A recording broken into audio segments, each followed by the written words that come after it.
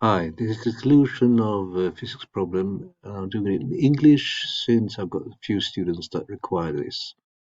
So it describes a number of lamps which are connected to a powerful source of 120 voltage, and in average, each single lamp develops the power of 60 watts. And the circuit has a breaker which will break when the amps exceed 9 amp, and we want to know the number of lamps which we can utilize without the break cutting. So what you've got to know is then these three concepts: the voltage, which is then for the whole circuit, 120 volts. The power for each single lamp is 60 watts, and the current that is allowed without the breaker cutting is 9 amps.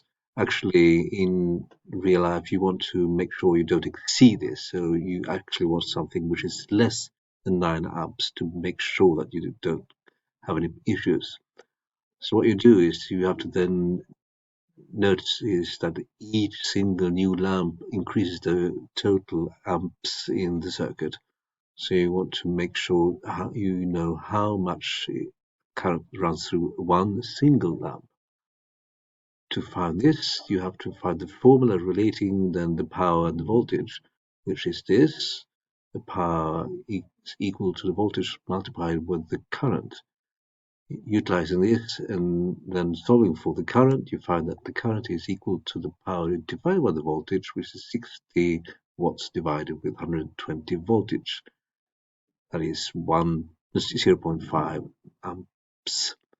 And then we can then finally find then the number of lamps by using then the total amount that is allowed, 9, and divide with 0.5. And again, as I told you, you want to make sure that you have less than this amount of lamps to make sure.